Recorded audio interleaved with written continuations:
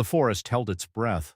Shadows stretched long under the amber glow of the setting sun, painting a picture of calm. But in the dense underbrush, something was terribly wrong. Max, a young bear cub, pressed his body low to the ground. His ears twitched as he picked up the faintest snap of twigs somewhere behind him. The air was thick with tension, every sound amplified as his heartbeat roared in his ears. Beside him, his mother, a towering figure of strength and protection, stood alert, her body a barrier between Max and whatever danger lurked in the woods. "Stay close," she growled, her voice a low rumble that carried both reassurance and warning. Max obeyed, his small paws silent on the forest floor as they moved deeper into the thicket. The scent of humans lingered in the air, sharp and unnatural. It was a scent his mother had warned him about many times. "Never go near them," she had said. "They're not like us." Tonight, that warning carried a weight he could feel in every step. A loud crack shattered the silence. Max flinched, his instincts screaming at him to run. His mother turned sharply, her massive form shielding him. "Go, Max, run!" she commanded. The urgency in her voice left no room for hesitation. Max bolted, weaving through the trees as fear propelled him forward. Behind him, his mother let out a powerful roar, a sound that both terrified and comforted him. It was her way of telling him she was still there, still fighting to keep him safe. He ran until his legs burned and his lungs felt ready to burst. Finally, he stopped, panting heavily as he looked around. The forest was unfamiliar now, every tree and shadow a stranger. His mother's roar had faded, leaving an eerie silence in its place. Max's chest tightened. He called out to her, his small voice echoing through the empty woods. But there was no answer, only the distant rustle of leaves and the haunting cry of an owl. For hours, Max wandered, his calls growing weaker. The moon climbed high into the sky, its pale light casting long shadows that seemed to mock him. He was alone. Max's journey through the forest was a blur of hunger and exhaustion. Days passed, though he couldn't tell how many. His once plump frame grew thin, and the world seemed to close in around him.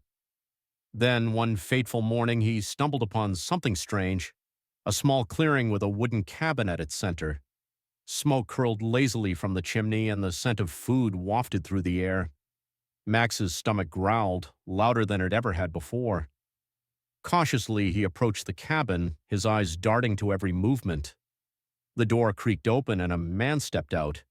He was tall, with weathered skin and kind eyes that crinkled at the corners. He froze when he saw Max, his hand hovering near his side where a rifle hung. But then something softened in his gaze.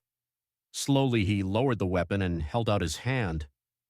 "Hey there, little guy," the man said, his voice calm and soothing. "You look like you've had a rough time." Max hesitated, his instincts battling with his hunger. The man took a step back and placed a piece of bread on the ground. Then he retreated to the porch, sitting down to wait. The smell of the bread was irresistible. Max crept forward, his movements slow and deliberate. He sniffed the bread, then took a cautious bite. It was unlike anything he had ever tasted, soft, warm, and comforting. For the first time in days, he felt a glimmer of hope. Jack, the ranger, quickly realized that Max was no ordinary bear cub. The bond they formed was unlike anything he had experienced in his years of working in the forest. Jack built a small shelter near his cabin for Max and taught him how to fish in the nearby stream. Max grew stronger under Jack's care, and as the months passed, he began to resemble the powerful bear his mother had been. But the memories of that stormy night never left Max. Sometimes, under the cover of darkness, he would wander to the edge of the forest, staring into the trees as if searching for something or someone. Jack noticed this and often joined him, sitting quietly as the stars twinkled above. "She'd be proud of you," Jack said one night, as if he understood what Max was feeling. "You've come so far." Max looked at him, his deep brown eyes reflecting the light of the moon. He didn't understand Jack's words, but he felt their meaning. As time went on, Max's instincts called him back to the wild.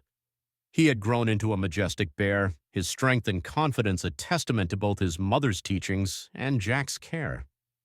One crisp autumn morning, Max stood at the edge of the clearing where the cabin lay.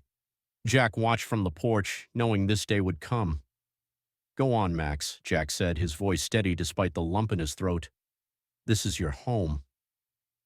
Max took a step forward, then another, until the trees swallowed him. The forest felt different now. It was no longer a place of fear, but one of belonging. He moved with purpose, his mother's lessons guiding him as he claimed his place in the wild. Yet he never forgot the man who had saved him. Occasionally, from a distance, Jack would catch a glimpse of Max, a shadow in the trees or a ripple in the stream, and each time he smiled, knowing that their bond could never truly be broken. Did this story move you? If you love heartwarming tales of survival and the unbreakable bonds between humans and animals, don't forget to like this video and subscribe to our channel. Hit the notification bell so you never miss a story that touches your heart and inspires your soul. Share this journey with your friends, and let's celebrate the beauty of nature and the strength within us all. Please subscribe for more videos.